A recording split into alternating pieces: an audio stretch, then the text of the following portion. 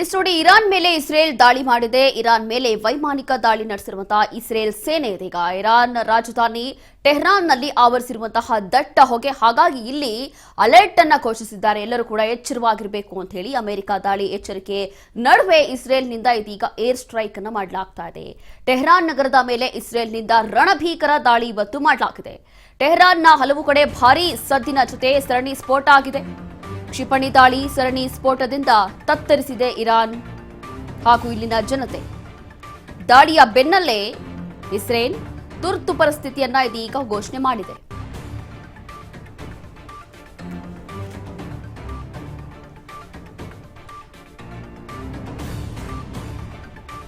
Iran ಮೇಲೆ Israel ಇವತ್ತು ದಾಳಿ ನಡೆಸಿದೆ. ಇರಾನ್ ರಾಜಧಾನಿಯಾಗಿರುವಂತಹ ಟೆಹರಾನ್ನಲ್ಲಿ ಆವರಿಸಿರುವಂತಹ ದಟ್ಟ ಹೊಗೆ, ಆ ಒಂದು ಸ್ಫೋಟದಿಂದ ಇಲ್ಲಿನ ಜನ ತತ್ತರಿಸಿದ್ದಾರೆ. ಹಾಗಾಗಿ ಇಲ್ಲಿ ಹೈ ಅಲರ್ಟ್ ಅನ್ನ ಘೋಷಣೆ ಮಾಡಿದ್ದಾರೆ.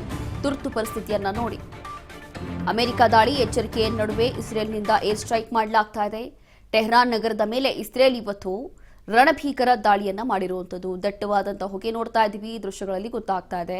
ಟೆಹರಾನ್ನ ಹಲವು ಕಡೆ ಭಾರೀ ಸದ್ದಿನ ಜೊತೆ ಸರಣಿ ಸ್ಫೋಟಗಳಾಗಿದೆ. ಹಾಗಾಗಿ ಈ ಒಂದು ಕ್ಷಿಪಣಿ ದಾಳಿ ಸರಣಿ ಸ್ಫೋಟದಿಂದ ಇಲ್ಲಿನ ಜನ ತತ್ತರಿಸಿದ್ದಾರೆ, ಹೆದರ್ಕೊಂಡಿದ್ದಾರೆ. ಹಾಗಾಗಿ ದಾಳಿಯ ಬೆನ್ನಲ್ಲೇ ಇಸ್ರೇಲ್ ತುರ್ತು ಪರಿಸ್ಥಿತಿಯನ್ನ ಘೋಷಣೆ ಮಾಡಿದೆ. ಇವತ್ತು ನಡೆದಿರುವಂತಹ ಈ ಒಂದು ಸ್ಫೋಟ ಹಾಗೂ ಈ ಒಂದು ದಾಳಿಯಿಂದ ಇಲ್ಲಿನ ಜನ ಭಯಭೀತರಾಗಿದ್ದಾರೆ. ಹಾಗಾಗಿ ಇಲ್ಲಿನ ಹೈ ಅಲರ್ಟ್ ಇದೀಗ ಸದ್ಯಕ್ಕೆ ಘೋಷಣೆ ಮಾಡಿರುವಂಥದ್ದು. ದಾಳಿಯ ಬೆನ್ನಲ್ಲೇ ಇಸ್ರೇಲ್ ತುರ್ತು ಪರಿಸ್ಥಿತಿ ಕೂಡ ಘೋಷಣೆ ಮಾಡಿದೆ. ಟೆಹರಾನ್ ನಗರದ ಮೇಲೆ ಇಸ್ರೇಲ್ನಿಂದ ರಣಭೀಕರ ದಾಳಿ ನಡೆದಿದೆ. ಇವತ್ತು ಅಮೆರಿಕ ದಾಳಿ ಎಚ್ಚರಿಕೆ ನಡುವೆ ಇಸ್ರೇಲ್ನಿಂದ ಏರ್ ಸ್ಟ್ರೈಕ್ ಮಾಡಲಾಗ್ತಾ ಇದೆ. ಅದರಲ್ಲೂ ಕೂಡ ಇಲ್ಲಿ ಇರಾನ್ ವರ್ಸಸ್ ಇಸ್ರೇಲ್ ಪ್ರತಿ ಬಾರಿಯೂ ಕೂಡ ದಾಳಿಗಳು ನಡೆಯುವಂಥದ್ದು ಅಥವಾ ಇಲ್ಲಿ ಅಧಿಕೃತವಾಗಿ ಓಪನ್ ಚಾಲೆಂಜ್ ಮಾಡಿ ವಾರ್ ಮಾಡುವಂಥದ್ದು ಹೊಸ ವಿಚಾರ ಏನಲ್ಲ. ಅದೇನೇ ಮಾಡಿದ್ರು ಕೂಡ ಇಲ್ಲಿ ಸಂಧಾನ ಆಗಿಲ್ಲ. ಅದೇನೇ ಮಾಡಿದ್ರು ಕೂಡ ಇಲ್ಲಿನ ದಾಳಿಗಳು ಅಥವಾ ಇಲ್ಲಿನ ವಾರ್ಗಳು ಈಗಲೂ ಕೂಡ ನಿಂತಿಲ್ಲ. ಇದೀಗ ಇವತ್ತು ಕೂಡ ಇರಾನ್ ಮೇಲೆ ವೈಮಾನಿಕ ದಾಳಿಯನ್ನ ನಡೆಸಿದೆ ಇಸ್ರೇಲ್ ಸೇನೆ. ಹಾಗಾಗಿ ಇದೀಗ ದಟ್ಟವಾದಂತಹ ಹೊಗೆ ನೋಡ್ತಾ ಇದ್ವಿ. ಇವತ್ತು ದಿಢೀರಾಗಿ ಸ್ಫೋಟಗಳಾಗಿದೆ. ಇಲ್ಲಿ ಭಾರೀ ಸದ್ದು ಸ್ಫೋಟದಿಂದ ಇಲ್ಲಿನ ಜನರು ಕೂಡ ಹೆದರ್ಕೊಂಡಿದ್ದಾರೆ. ಒಂದು ಕ್ಷಣ ಇರಾನ್ ರಾಜಧಾನಿಯಾಗಿರುವಂತಹ ಟೆಹರಾನ್ನಲ್ಲಿ ಆವರಿಸಿರುವಂತಹ ದಟ್ಟ ಹೊಗೆ ಈ ಒಂದು ದಾಳಿಯಿಂದ ಅಮೆರಿಕ ದಾಳಿ ಎಚ್ಚರಿಕೆ ಕೊಟ್ಟಿತ್ತು. ಈ ನಡುವೆ ಇದೀಗ ಇಸ್ರೇಲ್ನಿಂದಲೂ ಕೂಡ ಏರ್ ಸ್ಟ್ರೈಕ್ ಮಾಡಲಾಗ್ತಾ ಇದೆ. ಟೆಹರಾನ್ ನಗರದ ಮೇಲೆ ಇಸ್ರೇಲ್ನಿಂದ ರಣಭೀಕರ ದಾಳಿ ಇವತ್ತು ನಡೆದಿರುವಂಥದ್ದು. ಟೆಹರಾನ್ನ ಹಲವು ಕಡೆ ಒಂದು ಭಾರೀ ಸದ್ದು, ಅದಾದ ನಂತರ ಸರಣಿ ಸ್ಫೋಟಗಳಾಗಿದೆ. ಸರಣಿ ಸ್ಫೋಟಗಳಿಂದ ದಟ್ಟವಾದಂತಹ ಹೊಗೆ ಯಾವ ರೀತಿಯಾಗಿ ಆವರಿಸಿಕೊಂಡಿದೆ ಅಂಥೇಳಿ ಈ ಒಂದು ದೃಶ್ಯಗಳಲ್ಲಿ ನೋಡ್ತಾ ಇದ್ದೀವಿ. ಕ್ಷಿಪಣಿ ದಾಳಿ ಸರಣಿ ಸ್ಫೋಟದಿಂದ ಇಲ್ಲಿನ ಜನ ತತ್ತರಿಸಿ ಹೋಗಿದ್ದಾರೆ, ಹೆದರ್ಕೊಂಡಿದ್ದಾರೆ. ಹಾಗಾಗಿ ಕೂಡಲೇ ದಾಳಿಯ ಬೆನ್ನಲ್ಲೇ ಇಸ್ರೇಲ್ ತುರ್ತು ಪರಿಸ್ಥಿತಿ ಕೂಡ ಘೋಷಣೆ ಮಾಡಿದೆ. ಇರಾನ್ ಮಿಲಿಟರಿ ಪಡೆ ಗುರಿಯಾಗಿಸಿ ಈ ಒಂದು ದಾಳಿಯನ್ನ ಮಾಡಲಾಗಿದೆ. ಇವತ್ತು ಇರಾನ್ ಅಧ್ಯಕ್ಷ ಖಮೇನಿ ಮನೆ ಮೇಲೆ ದಾಳಿ ಕೂಡ ಮಾಡಿದ್ದಾರೆ. ಇರ್ಬಿನ್ನಲ್ಲಿ ಏರ್ಪೋರ್ಟ್ನಲ್ಲಿ ವಿಮಾನ ಹಾರಾಟ ರದ್ದು ಮಾಡಲಾಗಿದೆ. ಈಗ ಇರಾನ್ ಅಧ್ಯಕ್ಷ ಖಮೇನಿ ಮನೆ ಹಾಗೂ ಕಚೇರಿ ಮೇಲೆ ಅಟ್ಯಾಕ್ ಮಾಡಿದ್ದಾರೆ. ಇದನ್ನೇ ಟಾರ್ಗೆಟ್ ಮಾಡಿಕೊಂಡು ನಡೆಸಿರುವಂತಹ ದಾಳಿ ಇದು. ಇರಾನ್ ಮಿಲಿಟರಿ ಪಡೆ ಗುರಿಯಾಗಿಸಿ ಇದೀಗ ದಾಳಿಯನ್ನ ಮಾಡಲಾಗಿದೆ. ಇರಾನ್ ಅಧ್ಯಕ್ಷ ಖಮೇನಿ ಮನೆ ಹಾಗೂ ಕಚೇರಿ ಮೇಲೆ ನಡೆದಿರುವಂತಹ ದಾಳಿ ಇದು. ಹಾಗಾಗಿ ಇದೀಗ ಇಬ್ರಿನಲ್ಲೂ ಕೂಡ ಏರ್ಪೋರ್ಟ್ನಲ್ಲಿ ವಿಮಾನ ಹಾರಾಟವೂ ಕೂಡ ರದ್ದು ಮಾಡಲಾಗಿದೆ. ಸದ್ಯಕ್ಕೆ ಇರಾನ್ ಅಧ್ಯಕ್ಷ ಖಮೇನಿ ಮನೆ ಹಾಗೂ ಕಚೇರಿ ಮೇಲೆ ಟಾರ್ಗೆಟ್ ಮಾಡಿ ದಾಳಿಯನ್ನ ಮಾಡಿದ್ದಾರೆ ಅನ್ನುವಂಥದ್ದು ಗೊತ್ತಾಗ್ತಾ ಇದೆ. ಹಾಗಾಗಿ ಇಲ್ಲಿ ಒಂದು ಕಡೆ ಏರ್ಪೋರ್ಟ್ನಲ್ಲೂ ಕೂಡ ವಿಮಾನ ಹಾರಾಟವೂ ಕೂಡ ರದ್ದು ಮಾಡಿದ್ದಾರೆ. ಕಾರಣ ಇಲ್ಲಿ ಯಾವ ಒಂದು ಕ್ಷಣದಲ್ಲೂ ಕೂಡ ಏನು ಬೇಕಾದರೂ ಆಗಬಹುದು. ಯಾವ ಕ್ಷಣದಲ್ಲೂ ಕೂಡ ಎಲ್ಲಿ ಬೇಕಾದರೂ ಸ್ಫೋಟ ಆಗ್ಬೋದು. ಇಲ್ಲಿನ ಜನ ಪಾಪ ಹೆದರ್ಕೊಂಡು ಜೀವನ ಮಾಡ್ತಿದ್ದಾರೋ ಏನೋ ಗೊತ್ತಿಲ್ಲ. ಕಾರಣ ಇಲ್ಲಿ ಇರಾನ್ ವರ್ಸಸ್ ಇಸ್ರೇಲ್ ಅನ್ನುವಂಥದ್ದು ಹೊಸ ವಿಚಾರ ಏನಲ್ಲ. ಈಗಾಗಲೇ ಹೇಳ್ತಾ ಇದೆ, ಇಂಥ ಒಂದು ದಾಳಿಗಳು, ಇಂಥ ವಾರ್ಗಳು ಎಷ್ಟೋ ನಡೆದು ಹೋಯಿತು. ಈಗಲೂ ಕೂಡ ಏನೂ ಸಂಧಾನ ಆಗಿಲ್ಲ, ಈಗಲೂ ಕೂಡ ನಿಂತಿಲ್ಲ ಇದೆಲ್ಲವೂ ಕೂಡ. ಒಂದು ಕಡೆ ಅಮೆರಿಕ ಎಚ್ಚರಿಕೆ ಕೊಟ್ಟಿತ್ತು, ದಾಳಿ ಮಾಡ್ತೀವಿ ಅಂಥೇಳಿ. ಅದಾದ ನಂತರ ಇದೀಗ ಈ ಬೆನ್ನಲ್ಲೇ ಇರಾನ್ ಮೇಲೆ ಇದೀಗ ಇಸ್ರೇಲ್ ಕೂಡ ಮಾಡಿರುವಂಥ ದಾಳಿ ಇದು. ಹಾಗಾಗಿ ಅವರ ಇರಾನ್ ಅಧ್ಯಕ್ಷ ಮನೆ ಮೇಲೆ ಟಾರ್ಗೆಟ್ ಮಾಡಿ, ಮನೆ ಹಾಗೂ ಕಚೇರಿ ಮೇಲೆಯೇ ಟಾರ್ಗೆಟ್ ಮಾಡಿ ಈ ರೀತಿಯಾಗಿ ಸ್ಫೋಟ ಮಾಡಲಾಗಿದೆ ಅಂತ ಹೇಳಿ ಗೊತ್ತಾಗ್ತಾ ಇದೆ. ಹಾಗಾಗಿ ಸದ್ಯಕ್ಕೆ ಇಲ್ಲಿನ ಪರಿಸ್ಥಿತಿಯನ್ನ ಎಲ್ಲವೂ ಕೂಡ ಗಮನದಲ್ಲಿ ಇಟ್ಕೊಂಡು ಈ ರೀತಿಯಾಗಿ ಒಂದು ಹೈ ಅಲರ್ಟ್ ಕೂಡ ಘೋಷಣೆ ಮಾಡಿದ್ದಾರೆ. ಇರಾನ್ ಮಿಲಿಟರಿ ಪಡೆ ಗುರಿಯಾಗಿರಿಸಿ ಈ ಒಂದು ದಾಳಿಯನ್ನ ಮಾಡಿರುವಂಥದ್ದು. ಇರಾನ್ ಅಧ್ಯಕ್ಷ ಖಮೇನಿ ಮನೆ ಮೇಲೆಯೂ ಕೂಡ ಟಾರ್ಗೆಟ್ ಅನ್ನು ಮಾಡಿ ದಾಳಿ ಮಾಡಿದ್ದಾರೆ. ಮೊದಲನೇದಾಗಿ ಇಲ್ಲಿನ ಸೇನಾಪಡೆ ಇರ್ಬೋದು ಅಥವಾ ಇರಾನ್ನ ಸೇನಾಪಡೆ, ಅದಾದ ನಂತರ ಇರಾನ್ನ ಅಧ್ಯಕ್ಷ ಖಮೇನಿ ಏನಿದ್ದಾರೆ ಅವ್ರ ಮನೆ ಹಾಗೂ ಕಚೇರಿ ಮೇಲೆ ಒಂದು ಕಡೆ ಅಧ್ಯಕ್ಷವೂ ಕೂಡ ಇಲ್ಲಿ ಈ ಒಂದು ಸ್ಫೋಟದಿಂದ ಸಾಯಬೇಕು, ಅದಾದ ನಂತರ ಇಲ್ಲಿನ ಸೇನೆಯೂ ಕೂಡ ಡ್ಯಾಮೇಜ್ ಆಗಬೇಕು ಅನ್ನುವಂಥ ಉದ್ದೇಶದಿಂದ ಅದೇ ಒಂದು ನಿಟ್ಟಿನಲ್ಲಿ ಈ ಒಂದು ಟೆಹರಾನ್ ಮೇಲೆ ಈ ರೀತಿಯಾಗಿ ಸ್ಫೋಟ ಮಾಡಿದ್ದಾರೆ ಅನ್ನುವಂಥದ್ದು ಗೊತ್ತಾಗ್ತಾ ಇದೆ. ಇರಾನ್ ಮೇಲೆ ಇಸ್ರೇಲ್ ವೈಮಾನಿಕ ದಾಳಿ ನಡೆಸಿದೆ. ಇರಾನ್ ಸುದ್ದಿ ವಾಹಿನಿಗಳ ಮೇಲೆ ಸೈಬರ್ ದಾಳಿ ಆಗಿದೆ. ಈಗ ಅತಿ ದೊಡ್ಡ ಸೈಬರ್ ಅಟ್ಯಾಕ್ ಮಾಡಿರುವಂತಹ ಇಸ್ರೇಲ್ ಇರಾನ್ ಸರ್ಕಾರಿ ನ್ಯೂಸ್ ಏಜೆನ್ಸಿ IRNA ಹ್ಯಾಕ್ ಮಾಡಿದೆ.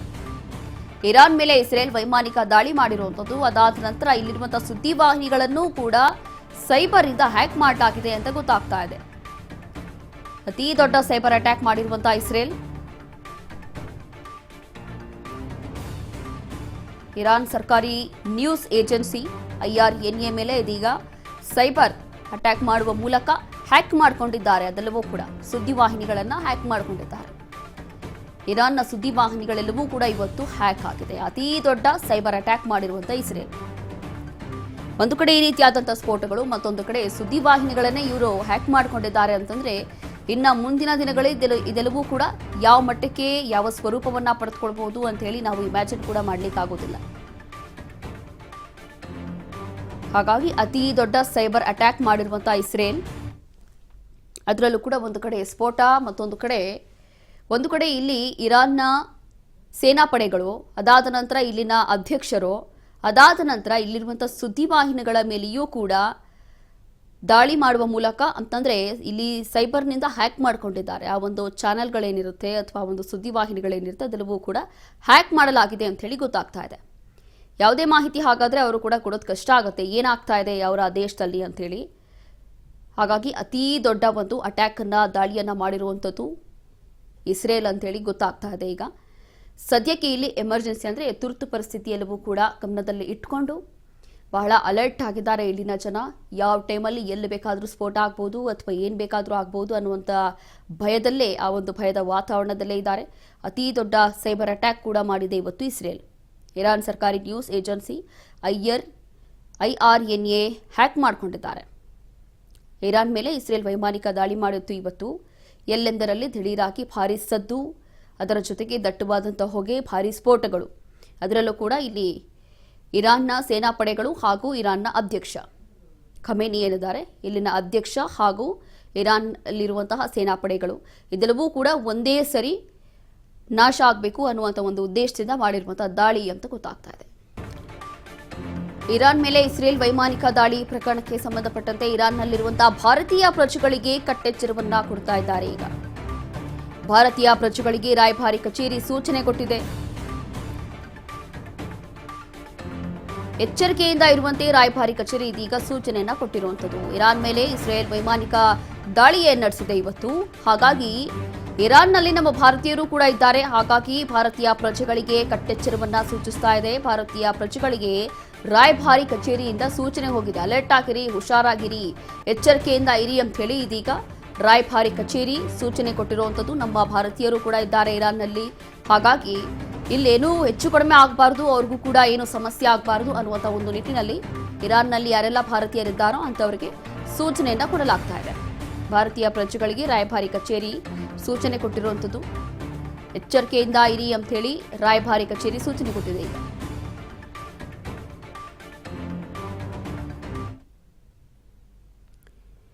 ಇರಾನ್ನಲ್ಲಿ ನಮ್ಮ ಭಾರತೀಯರು ಕೂಡ ಇದ್ದಾರೆ. ಹಾಗಾಗಿ ಕೆಲಸ ಕಾರ್ಯಗಳು ಅಥವಾ ಬೇರೆ ಬೇರೆ ಕಾರಣಗಳಿಂದ ಅಲ್ಲಿ ಹೋಗಿರ್ತಾರೆ.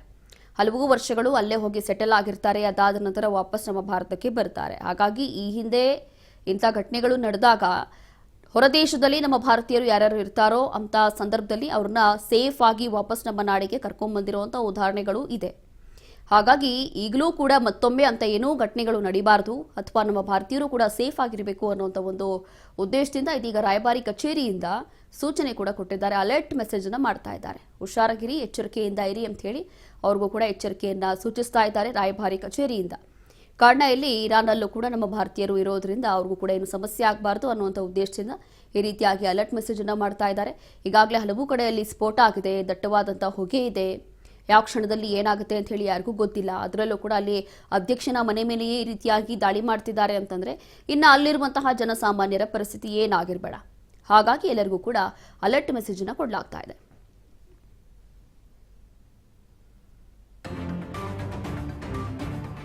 ಆಪರೇಷನ್ ಸೀಲ್ಡ್ ಜುದಾ ಹೆಸರಲ್ಲಿ ಇದೀಗ ದಾಳಿ ಮಾಡಿದ್ದಾರೆ ಅಂತ ಗೊತ್ತಾಗ್ತಾ ಇದೆ. ಇಸ್ರೇಲ್ ವೈಮಾನಿಕ ದಾಳಿ ತತ್ತರಿಸಿರುವಂತಹ ಇರಾನ್ ಈಗ ಮಸೂದ್ ಫೆಜೆಸ್ಕಿಯಾನ್ ಭವನ ಗುರಿಯಾಗಿಸಿ ಈ ಒಂದು ಅಟ್ಯಾಕ್ ಅನ್ನ ಮಾಡಲಾಗಿದೆ.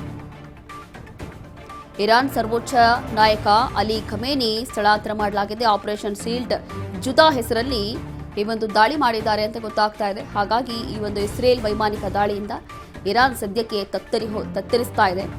ಮಸೂದ್ ಫೆಜೆಸ್ಕಿಯಾನ್ ಭವನ ಗುರಿಯಾಗಿರಿಸಿ ಈ ಒಂದು ಅಟ್ಯಾಕ್ ಮಾಡಿದ್ದಾರೆ ಅಂತಲೂ ಕೂಡ ಗೊತ್ತಾಗ್ತಾ ಇದೆ. ಈಗ ಇರಾನ್ ಸರ್ವೋಚ್ಚ ನಾಯಕ ಅಲಿ ಖಮೇನಿ ಸ್ಥಳಾಂತರ ಮಾಡಲಾಗಿದೆ. ಅವರ ಮನೆ ಹಾಗೂ ಕಚೇರಿ ಮೇಲೆಯೂ ಕೂಡ ಅಟ್ಯಾಕ್ ಮಾಡಲಾಯಿತು. ಇವತ್ತು ಆಪರೇಷನ್ ಸೀಲ್ಡ್ ಜುದಾ ಹೆಸರಲ್ಲಿ ಈ ಒಂದು ದಾಳಿ ಮಾಡಿದ್ದಾರೆ ಅಂತ ಗೊತ್ತಾಗ್ತಾ ಇದೆ.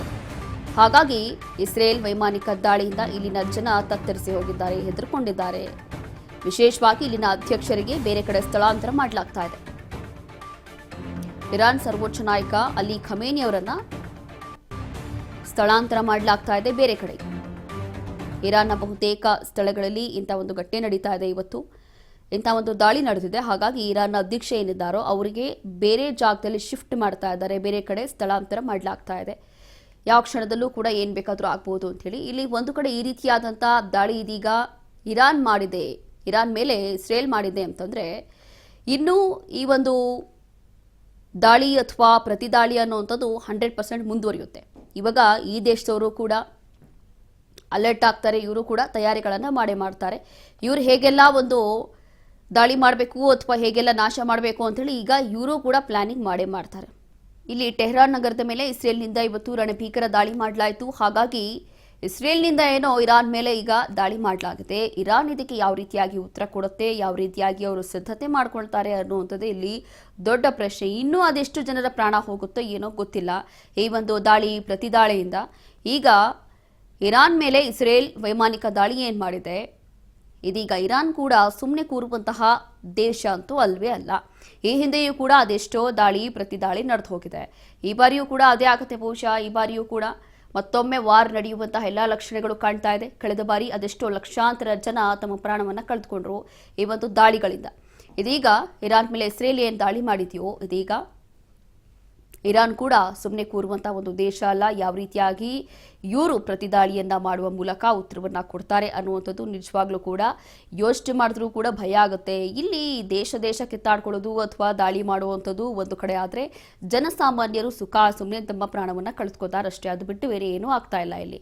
ಹಾಗಾಗಿ ಈ ಹಿಂದೆನೂ ಕೂಡ ಇಂಥ ಒಂದು ದಾಳಿಗಳು ನಡೆದಿದೆ, ಆದರೆ ಏನೂ ಯೂಸ್ ಆಗಿಲ್ಲ. ಈಗಲೂ ಕೂಡ ಕಂಟಿನ್ಯೂ ಆಗ್ತಾನೆ ಇದೆ. ಇನ್ನೂ ಇಂಥ ಒಂದು ದಾಳಿಗಳು ಅದೆಷ್ಟು ವರ್ಷ ಮುಂದುವರಿಯುತ್ತೋ ಏನೂ ಗೊತ್ತಿಲ್ಲ. ಅದರಲ್ಲೂ ಕೂಡ ಇರಾನ್ ವರ್ಸಸ್ ಇಸ್ರೇಲ್ ಅಲ್ಲಿ ಇಂಥ ದಾಳಿಗಳು ಅದೆಷ್ಟು ನಡೆಯುತ್ತೆ ಅನ್ನುವಂಥದ್ದು ಈಗಲೂ ಕೂಡ ನಿಜವಾಗ್ಲೂ ರಣಭೀಕರ ಅಂತಾನೆ ಹೇಳ್ಬೋದು. ಕೆಲವೊಂದು ದೃಶ್ಯಗಳು ಇಲ್ಲಿ ನೋಡ್ತಾ ಇದ್ರೆ ಒಂದು ಕ್ಷಣ ಭಯ ಆಗುತ್ತೆ. ಅಲ್ಲಿರುವಂತಹ ಜನ ಇನ್ನು ಹೇಗೆಲ್ಲ ಭಯಭೀತರಾಗಿ ಬದುಕ್ತಾ ಇದ್ದಾರೆ ಅಂತೇಳಿ ನಾವು ಊಹೆ ಕೂಡ ಮಾಡ್ಲಿಕ್ಕಾಗೋದಿಲ್ಲ.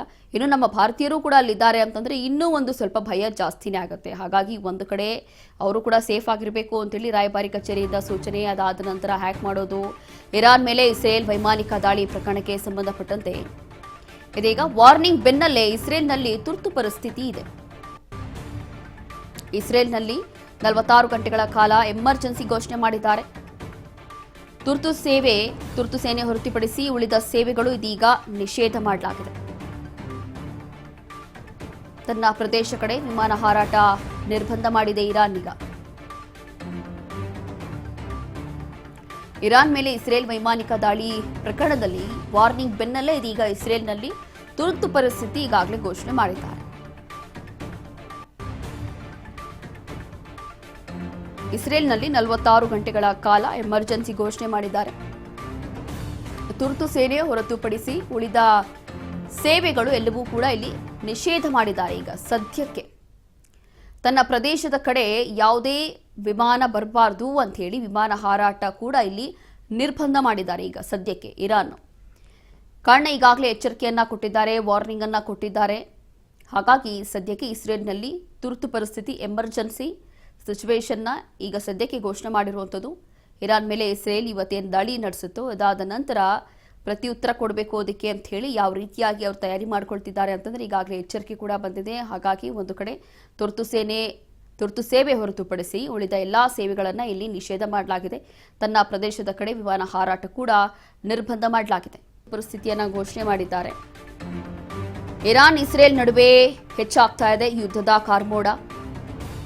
ಇರಾನ್ ಮೇಲೆ ಇಸ್ರೇಲ್ ಅಮೆರಿಕ ಜಂಟಿಯಾಗಿ ದಾಳಿ ಮಾಡಬಹುದು.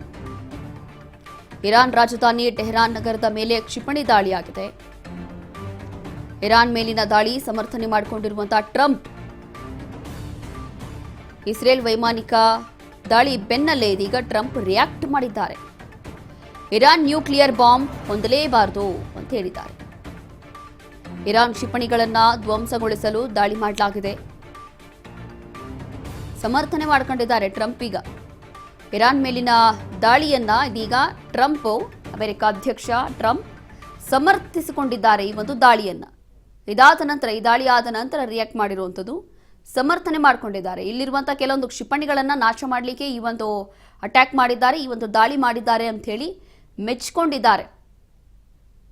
ತನ್ನ ಪ್ರದೇಶದ ಕಡೆ ಯಾವುದೇ ವಿಮಾನ ಹಾರಾಟ ಆಗಬಾರ್ದು ಅಥವಾ ಯಾರು ಕೂಡ ಬರಬಾರ್ದು, ಇಲ್ಲಿಂದ ಯಾರು ಕೂಡ ಹೋಗಬಾರ್ದು, ಆ ರೀತಿಯಾಗಿ ಅವರು ಒಂದು ಕಡೆ ಅಲರ್ಟ್ ಆದರೆ ಮತ್ತೊಂದು ಕಡೆ ಇಲ್ಲಿ ಅಮೆರಿಕ ಅಧ್ಯಕ್ಷ ಟ್ರಂಪ್ ಸಮರ್ಥನೆ ಮಾಡಿಕೊಂಡಿದ್ದಾರೆ. ಈ ಒಂದು ದಾಳಿಯಿಂದ ಅಲ್ಲಿರುವಂತಹ ಕ್ಷಿಪಣಿಗಳನ್ನು ಎಲ್ಲವೂ ಕೂಡ ನಾಶ ಮಾಡಬೇಕು ಅನ್ನುವಂಥ ನಿಟ್ಟಿನಲ್ಲಿ ಬಹುಶಃ ಇದೊಂದು ದಾಳಿ ಮಾಡಲಾಗಿದೆ ಅಂತ ಹೇಳಿ ಒಪ್ಕೊಂಡಿರುವಂಥದ್ದು ಹಾಗೂ ಸಮರ್ಥನೆ ಕೂಡ ಮಾಡಿಕೊಂಡಿದ್ದಾರೆ ಟ್ರಂಪ್.